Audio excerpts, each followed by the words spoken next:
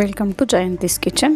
ನಾನಿವತ್ತು ಹಾಗಲಕಾಯಿ ಸಾರು ಮಾಡ್ತಾಯಿದ್ದೀನಿ. ಹೇಗೆ ಮಾಡೋದು ಅಂತ ನೋಡೋಣ. ನಾನು ಫಸ್ಟು ಕಾಯಿ ಚೂರು ತೊಗೊಂಡಿದ್ದೀನಿ, ಅದನ್ನು ನುಣ್ಣಗೆ ರುಬ್ಕೊಂಡಿದ್ದೀನಿ. ಈಗ ಒಂದು ಈರುಳ್ಳಿ, ಸ್ವಲ್ಪ ಕೊತ್ತಂಬರಿ ಸೊಪ್ಪು, ಒಂದು 4 ಟೊಮೊಟೊ. ಈಗ ಇದಕ್ಕೆ ಖಾರಕ್ಕೆ ತಕ್ಕ ಹಾಗೆ 1-2 ಟೇಬಲ್ ಸ್ಪೂನಷ್ಟು ಸಾಂಬಾರು ಪುಡಿ ಸೇರಿಸ್ಕೊತಾ ಇದ್ದೀನಿ. ಹಾಗಲಕಾಯಿ ಅಂತೂ ಕಹಿ ಇರುತ್ತೆ ಅಂತ ತುಂಬ ಜನ ತಿನ್ನೋದೇ ಇಲ್ಲ. ಈ ರೀತಿ ಮಾಡ್ಕೊಂಡು ತಿಂದರೆ ಅಷ್ಟೊಂದು ಕಹಿ ಬರಲ್ಲ. ಈಗ ಇದೆಲ್ಲ ಸೇರಿಸ್ಕೊಂಡಾಗಿದೆ. ಈಗ ಇದನ್ನು ರುಬ್ಕೊಂಬರೋಣ. ಇದು ರುಬ್ಕೊಂಡಾಗಿದೆ. ಈಗ ಈ ಖಾರನೆಲ್ಲ ರುಬ್ಕೊಂಡಾಗಿದೆ, ನುಣ್ಣಗೆ ರುಬ್ಕೋಬೇಕು. ಈಗ ಸ್ಟವ್ ಮೇಲೆ ಒಂದು ಪಾತ್ರೆ ಇಟ್ಕೊಂಡು ಅದಕ್ಕೆ 1-2 ಟೇಬಲ್ ಸ್ಪೂನಷ್ಟು ಎಣ್ಣೆ ಸೇರಿಸ್ಕೊತಾ ಇದ್ದೀನಿ. ಎಣ್ಣೆ ಕಾದ್ಮೇಲೆ ಸಾಸಿವೆ 1/4 ಟೇಬಲ್ ಸ್ಪೂನಷ್ಟು ಸೇರಿಸ್ಕೊಂಡಿದ್ದೀನಿ. ಮತ್ತು 1 ಟೇಬಲ್ ಸ್ಪೂನಷ್ಟು ಕರಿಬೇವು. ಈಗ ನಾವು ರುಬ್ಬಿಟ್ಕೊಂಡಿರೋ ಮಸಾಲೆನ ಸೇರಿಸ್ಕೊಳ್ಳೋಣ ಇದಕ್ಕೆ.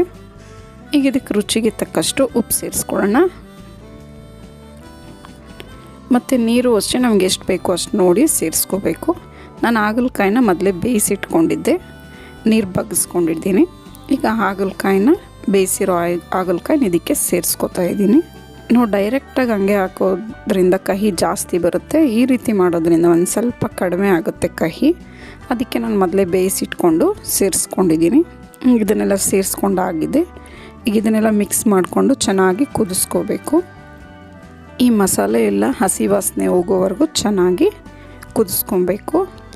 ಈಗ ಹಾಗಲಕಾಯಿ ಸಾರು ರೆಡಿಯಾಗಿದೆ. ಇದಂತೂ ಶುಗರ್ ಇರೋರಿಗೆ ತುಂಬಾ ಒಳ್ಳೆಯದು. ಶುಗರ್ ಇರೋರಂತಲೇ ಅಲ್ಲ, ಎಲ್ಲರೂ ಆರಾಮಾಗಿ ತಿನ್ಬೋದು. ಇದನ್ನು ಆಗಾಗ ಮಾಡ್ಕೊಂಡು ತಿನ್ನೋದ್ರಿಂದ ನಾವು ಆರೋಗ್ಯವಾಗಿರ್ಬೋದು. ಈ ಸಾಂಬಾರು ರೆಸಿಪಿ ನಿಮ್ಗೆ ಇಷ್ಟ ಆದಲ್ಲಿ ಲೈಕ್, ಶೇರ್ ಆ್ಯಂಡ್ ಸಬ್ಸ್ಕ್ರೈಬ್ ಮಾಡಿ. ನಿಮ್ಮ ಅನಿಸಿಕೆ ಅಭಿಪ್ರಾಯವನ್ನು ಕಮೆಂಟ್ಸ್ ಮೂಲಕ ತಿಳಿಸಿ. Thank you for watching.